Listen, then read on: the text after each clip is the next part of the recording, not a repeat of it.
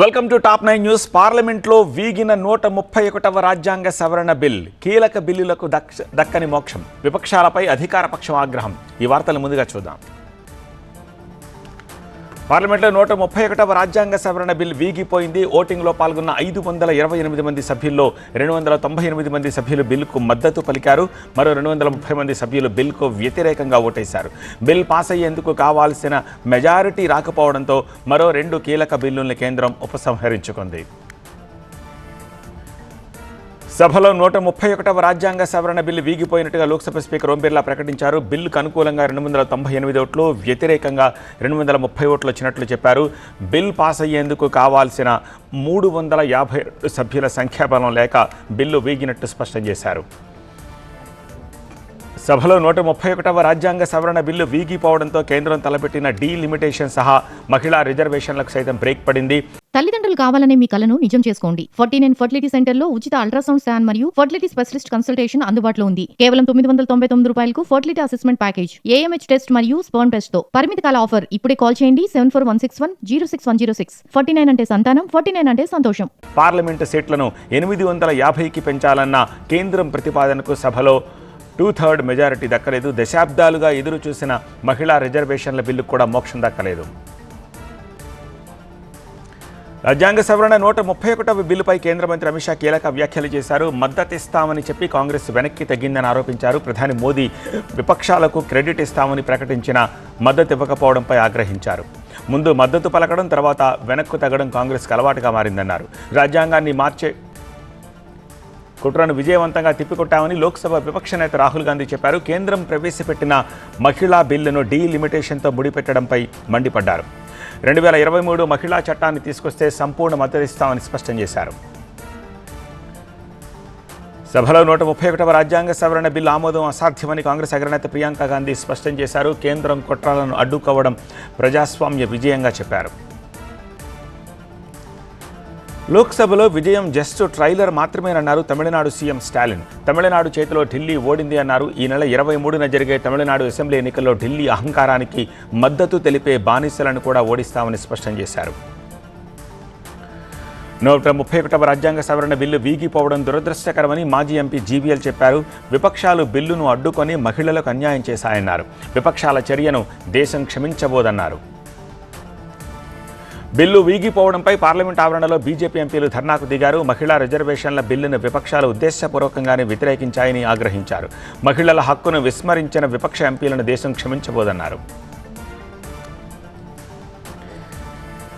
Singapore పర్యటనకు మంత్రుల బృందం రెడీ. జగన్కు వచ్చే ఎన్నికల్లోనూ బుద్ధి చెప్పాలన్న నిమ్మల. ఎమ్మెల్యే నానికి వైసీపీ నేత మోహిత్ రెడ్డి కౌంటర్. ఇలాంటి టాప్ 9 న్యూస్ ఇప్పుడు చూద్దాం. 7 మంత్రుల బృందం సింగపూర్ పర్యటనకు సిద్ధమైంది. ఈ నెల 21 నుంచి 27 వరకు వారం పాటు జరిగే పర్యటనలో సింగపూర్ మోడల్ గవర్నెన్స్పై జరిగే శిక్షణకు హాజరవుతారు.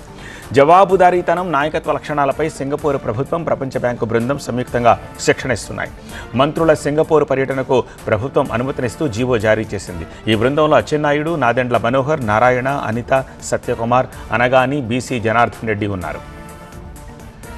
మాజీ సీఎం జగన్పై మంత్రి నిమ్మల రామానాయుడు ఫైర్ అయ్యారు. అన్నా క్యాంటీన్లను తొలగించి పేదల కడుపు కొట్టాడన్నారు. పేదల కడుపు కొట్టిన జగన్కు పార్టీ నడిపే హక్కు లేదన్నారు.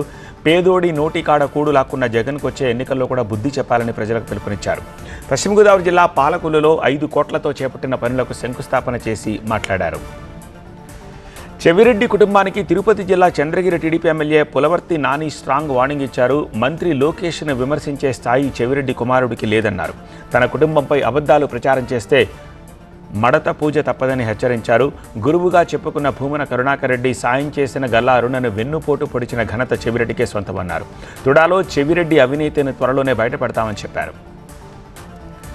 తిరుపతి జిల్లా చంద్రగిరి ఎమ్మెల్యే నానికి వైసీపీ నేత మోహిత్ రెడ్డి కౌంటర్ ఇచ్చారు. తన కుటుంబం గురించి అసహ్యంగా మాట్లాడిన నానికి వచ్చే ఎన్నికల్లో ప్రజలే బుద్ధి చెబుతారన్నారు.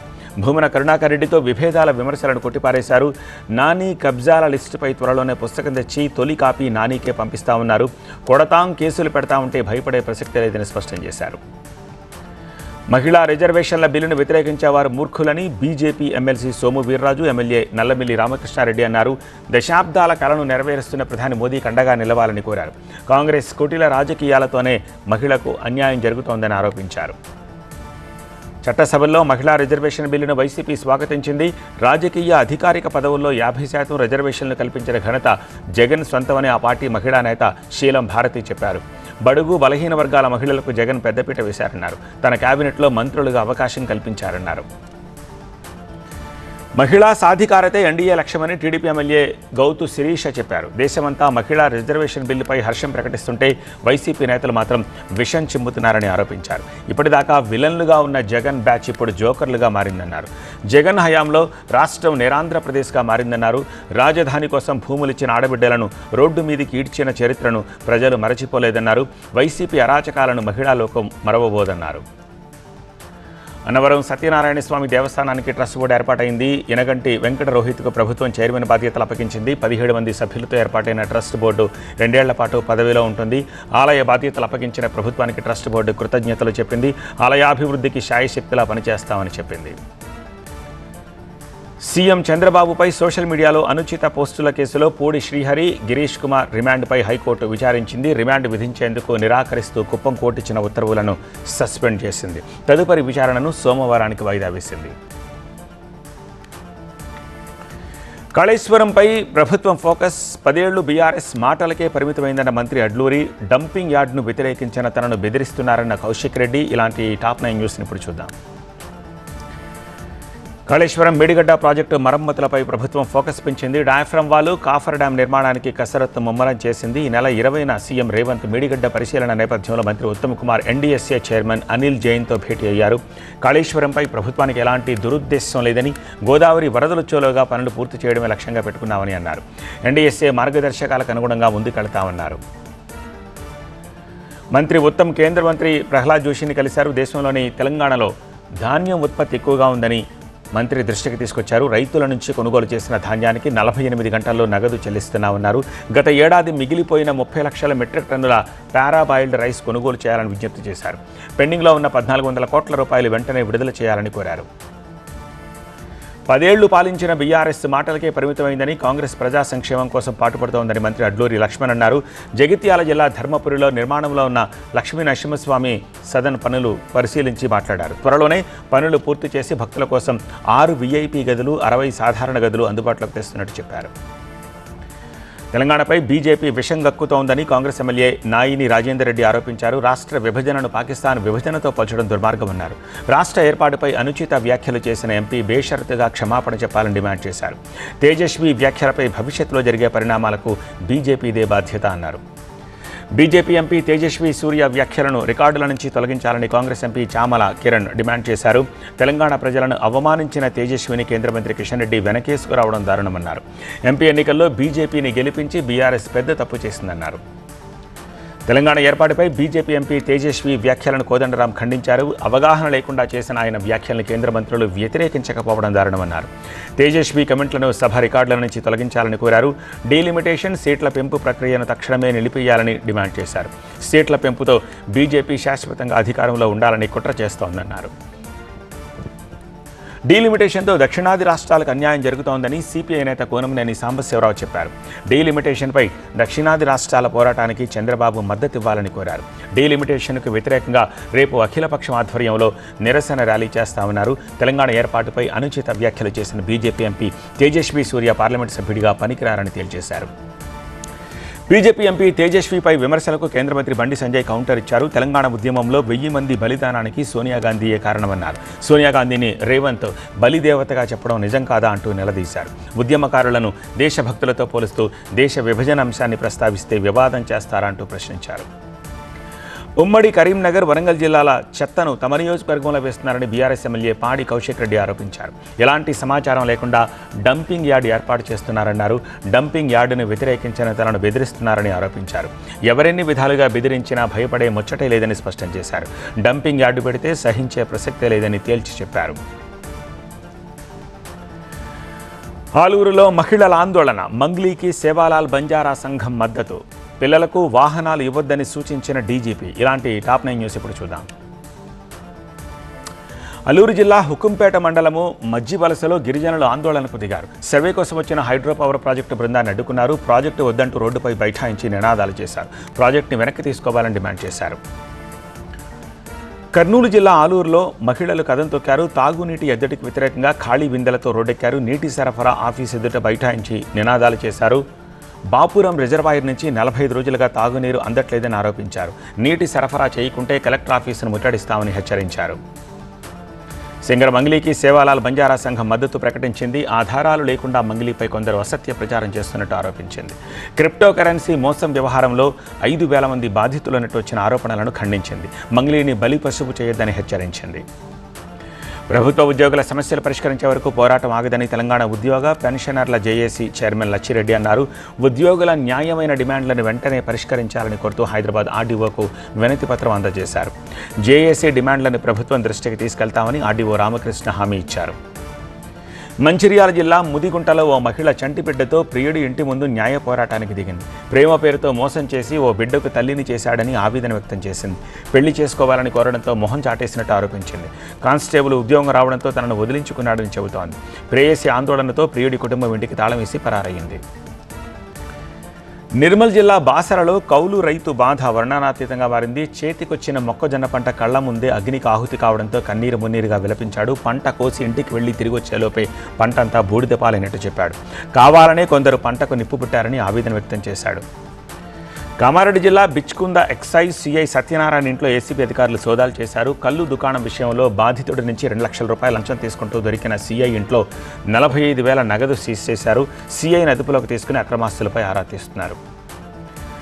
రోడ్డు ప్రమాదాల్లోనే ప్రాణ నష్టం ఎక్కువగా ఉందని తెలంగాణ డీజీపీ శివధర్ రెడ్డి చెప్పారు. రోడ్డు ప్రమాదం సామాజిక సమస్యగా మారిందని ఆవేదన వ్యక్తం చేశారు. అకాల మరణాలతో కుటుంబాలు రోడ్డున పడుతున్నాయని చెప్పారు.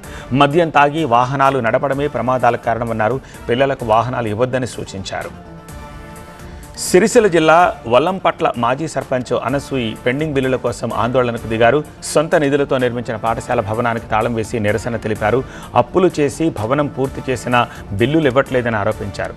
నిరసన తెలిపిన అనసూయను పోలీసులు అదుపులోకి తీసుకుని స్టేషన్కు తీసుకెళ్లారు. న్యూస్ తిరుపతి జిల్లాలో గంజాయి ధ్వంసం. వరంగల్ ఉప్పుగుట్టలో పల్టీలు కొట్టిన కారు. తెనాలిలో న్యూడ్ చాటింగ్పై పోలీసుల ఫోకస్. ఈ వార్తలు క్రైమ్ టాప్ 9లో చూద్దాం. తిరుపతి జిల్లాలోని 3 డివిజన్ల పరిధిలో స్వాధీనం చేసుకున్న గంజాయిని పోలీసులు ధ్వంసం చేశారు. 3 ఏళ్ల కాలంలో పలు కేసుల్లో సీజ్ చేసిన 20 కోట్ల విలువైన 4 క్వింటాళ్ల గంజాయిని తగులబెట్టారు. గంజాయి డ్రగ్స్ విక్రయాలు వాడకంపై ఉక్కుపాదం మోపుతామని హెచ్చరించారు. క్రికెట్ బెట్టింగ్ కేసులో నిందితులను కేసు నుంచి తప్పించారన్న ఆరోపణలతో చిత్తూరు 1 టౌన్ సీఐ ఉమామహేశ్వరరావును పోలీసులు సస్పెండ్ చేశారు. నిందితుల నుంచి లక్షల్లో డబ్బు డిమాండ్ చేసినట్టు విచారణలో తేలడంతో చర్యలు తీసుకున్నారు. గుంటూరు జిల్లా తెనాలిలో న్యూడ్ కాల్స్ చాటింగ్ చేస్తోన్న మహిళల్ని పోలీసులు గుర్తించారు. మహిళలతో కొందరు న్యూడ్ చాటింగ్ చేస్తున్నట్టు తేల్చారు.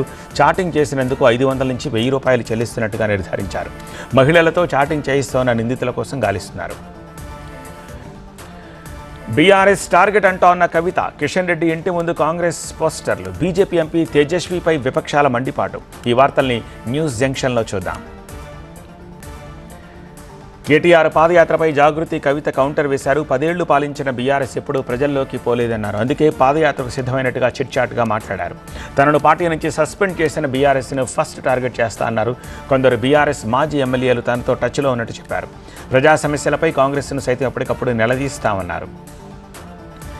హైదరాబాద్లో కేంద్ర మంత్రి కిషన్ రెడ్డి ఇంటి ముందు కాంగ్రెస్ పోస్టర్లు వెలిశాయి. తెలంగాణ రాష్ట్ర ఏర్పాటుపై బీజేపీ ఎంపీ తేజస్వి సూర్య వ్యాఖ్యలపై మౌనం ఎందుకంటూ ఫ్లెక్సీలు కనిపించాయి.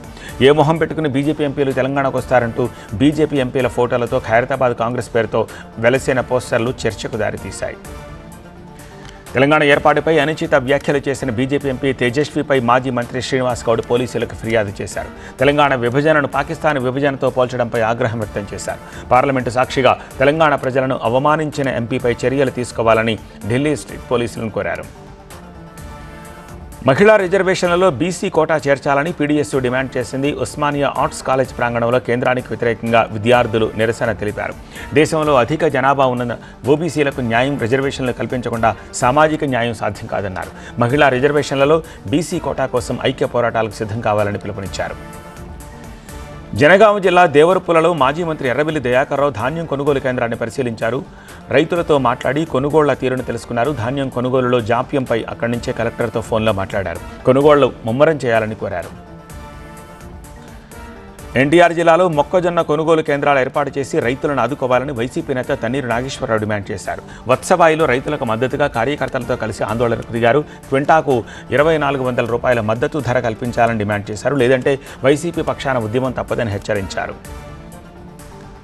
తనకు టీడీపీ పాలిట్ బ్యూరో సభ్యురాలిగా అవకాశం కల్పించిన చంద్రబాబు, మంత్రి లోకేష్కు గంటియాడ శ్రీదేవి కృతజ్ఞతలు తెలిపారు. 25 ఏళ్లుగా పార్టీ కోసం పనిచేస్తోన్న తనను చంద్రబాబు గుర్తించడం గర్వంగా ఉందన్నారు. పార్టీ బలోపేతంతో పాటు ప్రభుత్వ సంక్షేమాన్ని ప్రజల్లోకి తీసుకెళ్లేందుకు శాయశక్తిలా పనిచేస్తామన్నారు. డిమాండ్ల సాధన కోసం తెలంగాణ సచివాలయంలో ఉద్యోగులు నిరసన తెలిపారు. పీఆర్సీతో పాటు పెండింగ్ డిఏలు విడుదల చేయాలని డిమాండ్ చేశారు. క్యాష్లెస్ హెల్త్ స్కీమ్ అమలు చేసి ఉద్యోగుల పెండింగ్ బకాయిలను క్లియర్ చేయాలి అన్నారు. ఎన్నికల్లో ఇచ్చిన హామీ మేరకు పాత పెన్షన్ విధానం అమలు చేయాలన్నారు.